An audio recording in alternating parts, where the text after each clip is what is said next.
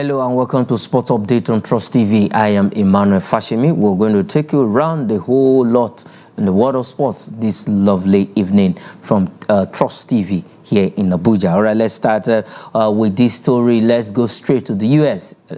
Texas, precisely where the fight happened. That is our own Nigerian Efia Jagba, an Olympian. He was there at the Rio de Janeiro 2016 representing Nigeria in the boxing sport. But this time around, this guy has gone far. Now he's at the division, the world boxing, that is the heavyweight division. And over the weekend, he was able to defeat his Italian opponent through a split decision from two of the judges, giving him that decision 96-94 to pronounce him winner against his Italian opponent, that is Guido Vianello, in that boxing bout that happened in Texas. He is based in the United States of America, but the story is after this victory, he could get a shot to fight Nigerian British-born Anthony Joshua. So we are going to be seeing two Nigerians eventually,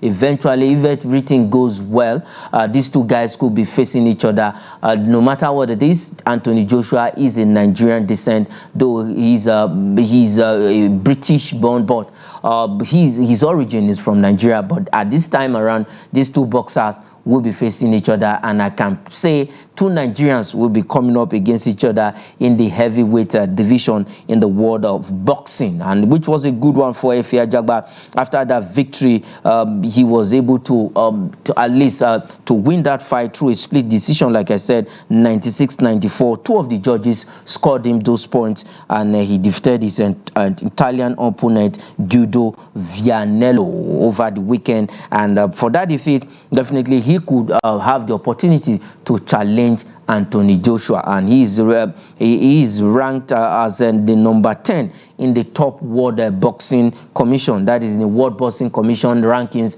He is ranked among the top 10s of fighter in the heavyweight division. And I have Abba Michael, who is joining me again this evening to look at this and many more story in the show. Michael, good evening and welcome to Sports Update on Trust TV. For Efia Jagba, fantastic fight over the weekend, getting that victory despite it was a split decision from two of those judges scoring those high points in the fight. In the first round of that fight, he was beaten in the first round, but from the second round, in the middle of the fight, he started picking up himself and then throwing some good punches. At the end of the day, two judges scoring him 96-94 to win Vianello in that fight in Texas, in America. But this time around, after that victory, we might likely see Efia Jagba coming up against Nigerian British Anthony Joshua. Yes, I mean, whether we like it or not, Anthony Joshua is still the darling of Nigerian heavyweight sports. Efia Jagba has a ladder to climb if he wants to gain the love of the Nigerian fans. Joshua has been on that stage for over 5 to 7 years now, and his coverage stems around the Nigerians living within the country and without. We have Nigerians massively supporting Anthony Joshua everywhere you go. And so Efia Jagba is the new kid on the block. Thank God he's ranked top 10. I remember in the last analysis we had, I said it is a dream that one day two Nigerians will be featured going head to head, face to face, fist to fist on a heavyweight bout where the whole world will tune in hundreds of millions to watch. And perhaps that, my dream, is almost coming to fruition, coming to reality, because I envisage this coming, and here it is staring us in the face. Efia Jagba, the new kid on the block, the prodigy, the boxing prodigy, it's an opportunity for him to give himself a shot at stardom. This is the time for him to measure up to the top heavyweights. I mean, the Furies, the Usyks, the Anthony Joshuas. This is the time for him to show that he's also a world beater and deserves to be mentioned in that realm, in that category. We look forward to it. But I tell you what, Nigerians will be having some selection headache. Many Nigerians will not even know if to support Anthony Joshua or to support Efe Ajagba, because we are looking at Anthony Joshua dethroning Tyson Fury and Usyk that took his title from him. So right now, we may not want Efe Ajagba to be a stumbling block to his aspirations of becoming the undisputed champion like the Lennox Lewis we had in 2002, or should I say the Muhammad Ali, the greatest of all time. So best of lucks. We look forward to this fight coming to fruition, and we wish, since they are all Nigerians, we wish Nigerians all the best. So maybe those from the Delta region may just be biased and throw their support behind Efe Ajagba. That was on a lighter note anyway. Yes, of course. Definitely, the two of them are of Nigerian descent, and we are happy that we're having two Nigerians who is in the heavyweight division in the world of boxing. Efe Ajagba, congratulations for winning that bout over the weekend for Nigeria, and for himself going the ladder. He has been ranked among the top 10s in the world of boxing. All right, let's leave the pound-to-pound sports and talk some rounded game. But this time around, we'll be talking about the 2026 FIFA World Cup qualifier. We know that the Super Eagles of Nigeria are also engaged in the World Cup qualifiers. We have a date with the Bafana Bafana of South Africa on June 7 at the Godswill Akpabio International Stadium in Uyo. But the second game is going to be against Benin Republic, coached by former Super Eagles coach Kenneth Roy. But right now, what it is that this game will be played at a neutral venue in Abidjan, that is Côte d'Ivoire. Formerly, the game was scheduled to be played at the stadium where the Super Eagles played just concluded African Cup of Nations now. But due to a whole lot of talks, now the game will be played at a neutral venue, but the venue has not been named, but definitely it's going to be in Abidjan, that is Côte d'Ivoire, because for Benin Republic, their stadium was not really given that permission to host the World Cup qualifiers after the inspection from CAF and FIFA bodies. Yes, I mean, for the Super Eagles, within their imagination, whenever they face Benin Republic, they should remember that Abidjan was where we came to, not being an overwhelming favorite, but we went all the way to the finals and took it 68 to 70 minutes, believing that we're about to emerge African champions. When they go with that mindset, the atmosphere of Abidjan is very friendly for Nigerian players. Even if you look back in historical lane, we've been to an AFCON final in Abidjan many years ago, and of course even this year. So Abidjan has been a good surface for the Super Eagles, and so when they face Benin Republic, they should always remember that we are African giants and we have done it on this Abidjan soil. Nothing will stop us from doing it. And whenever they face Bafana, they should always remember that they came with their Amapiano disturbance, but yet we're able to surpass them. We're able to show them that Nigeria is the actual Amapiano. We saw Bayana. We saw them defeated by our Super Falcons. And so as far as South Africa is concerned, psychologically we are into their heads, and we'll knock them out, not in a split decision, but a technical knockout. So the Super Eagles should just ensure that they get us to that World Cup, because we will not take it from them. Last World Cup couldn't make it. This time we have to be there.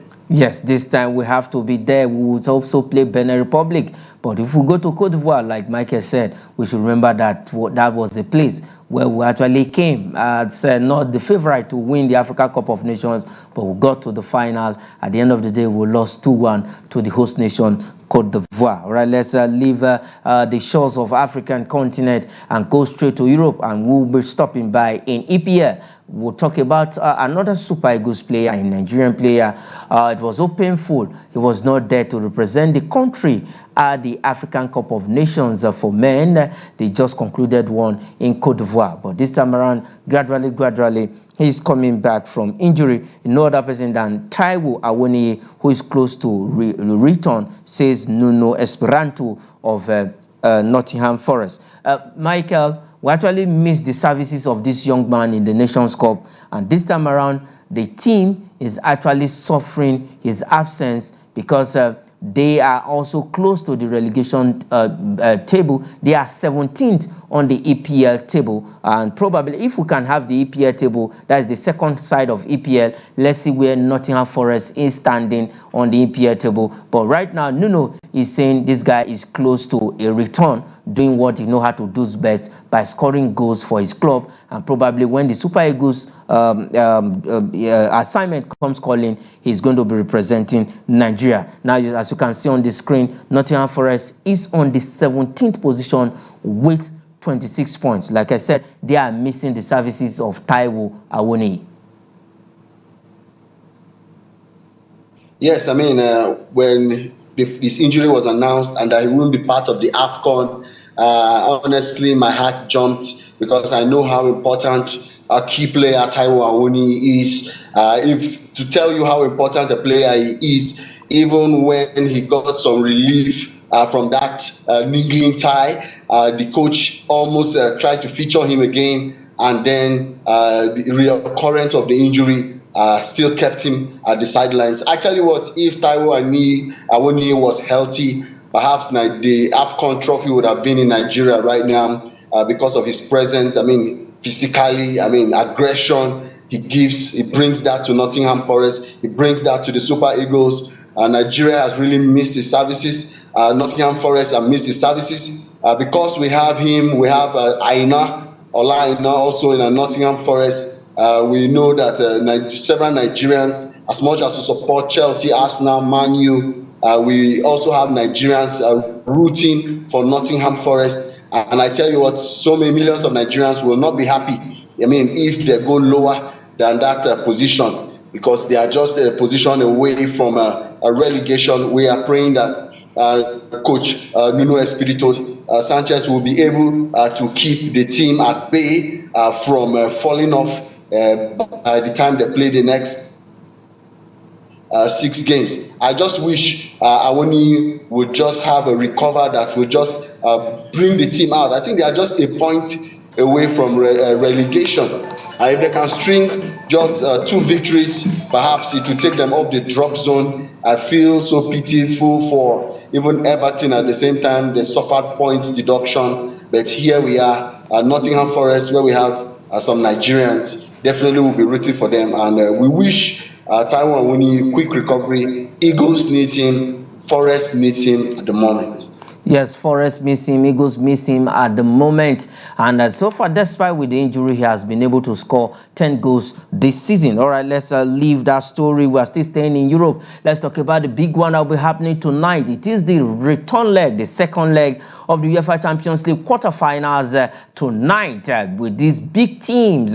Let's quickly look at the fixtures. Barcelona will be at Nou Camp to play Paris Saint-Germain. The first leg was 3-2 in favor of Barcelona, where they went to Parc des Princes, winning that game in the first leg just a week ago. And then Borussia Dortmund will also be at the Idunna Park to play Atletico Madrid. It was 2-1 in the first leg. Let's see how they are going. These 2 losing side will respond in this game. Michael, quickly, let's look at Barcelona against PSG. It's going to be a big one. Luis Enrique said they can at least upturn the result in Camp Nou. He was a former manager he has played in that stadium. He was at the dugout for Barcelona during his days with the team, that is with Barcelona. But this time around, he's with PSG, and he's believing that they can actually upturn the result in Camp Nou. Yes, I mean, when you talk about a player like Mbappe, he is arguably the top striker in the world right now.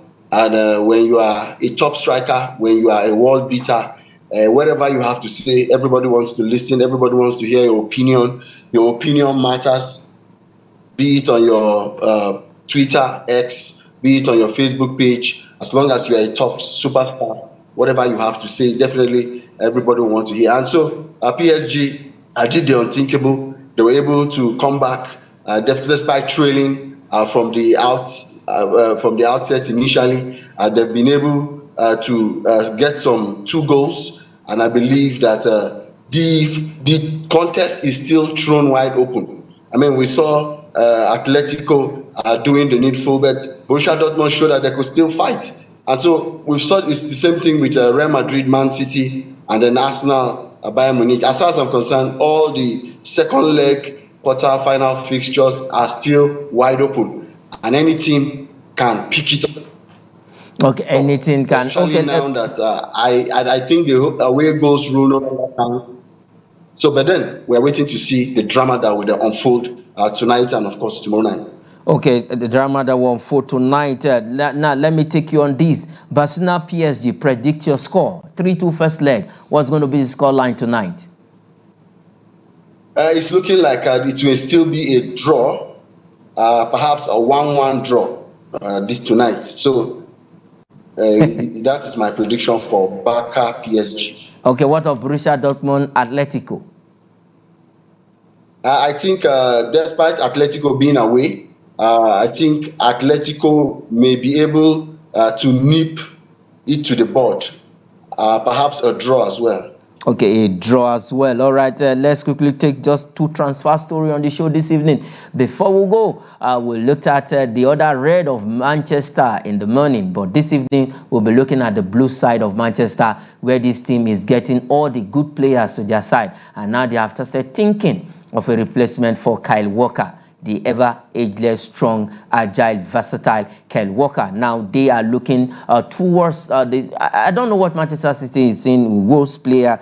They are also going for Pedro Neto. Now they have also turned their attention to Algerian player, that is Rayan Nori. For at least they have started discussion with this player and see how they can actually bring him to Etihad Stadium at the end of the season, or probably the beginning of next season for Manchester City. And then the second transfer story we will look at this evening is Tottenham Hotspur, where they have taken a very big step and a very smart and fast one. They have tabled their bid for Fulham Tosin Adarabioyo, who is also on the Manchester United radar. Quickly, Michael, for Manchester City, they are sniffing around all the good players, and now I don't know what they see in a Wolves player. They are chasing 2 players from Wolves, Pedro Neto, and now this Nuri, that is Rayan, has also popped up, and they have started discussion with Nuri.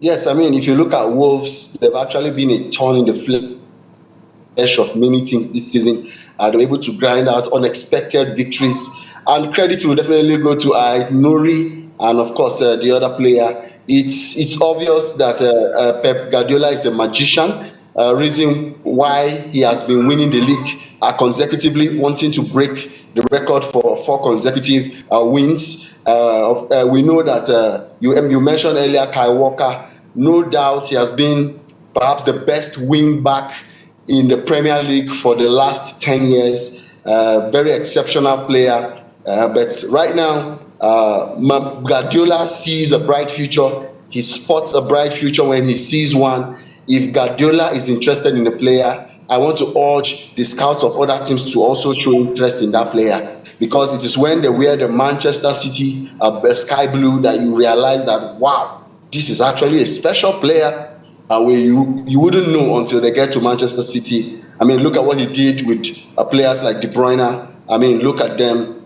He has turned them to global stars. So if he is looking at Pedro Neto, if he's looking at Nuri, I think other teams need to also give him a run for his money and go after such players, or else we may see perhaps a 4th consecutive or even a 5th consecutive Premier League title from this magician called Pep Guardiola. From this magician called Pep Guardiola. All right, that is where we'll be leaving it on the show this evening. The Champions League games are up tonight. Go have just go out there and watch these games. So, okay, I can hear my director telling me. Okay, quickly, Michael, what about Tosin Adarabioyo? This is a silent player for Fulham who so many person didn't really give it a chance, but I can tell you that Manchester United, Liverpool are also looking the way of this player. But for Tottenham, they have taken a very smart move and fast one by stabling an offer for him before the season even ends. Yes, I mean, I'm also of the opinion that it's not only Tottenham that should be interested in him. Even the Super Eagles coach should also quickly go and snap that guy before one of these English teams, before one of these countries snap him into their starting 11. Tosin is a very fantastic player. We have 3 Nigerians right now in Fulham. I mean, it's Iwobi, the other player. We just don't want only Tottenham to show interest. We see so many of our good players. We can see Eze, I mean, Ogbene of Luton, Adebayo, so many Nigerian prodigies playing for other countries. We hope Tosin will not be one of such. So we hope that as Tottenham are tabling a bid for him, Super Eagles coach, whoever's name is announced, should also look on how he can get this player to fortify the Super Eagles team.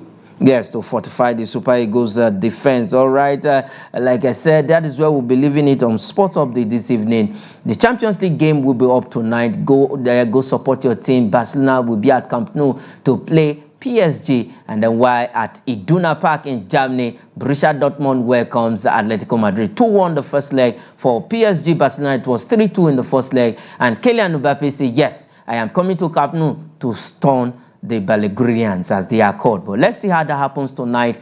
Just hours from now, that game will be up and running. It's a big one. Champions League, if you remember 2015, Barcelona, PSG, Barca had to upturn the first leg result 4-1 in the first leg, and the reverse fixture, it was 6-4 on aggregate. That is a miracle that will never, maybe probably in years to come, maybe we might just see it happen again in the Champions League after that miracle of 2005 between Liverpool and AC Milan in the UEFA Champions League final. All right, that is it on the program this evening. I am Emmanuel Fashemin. Say thanks for watching.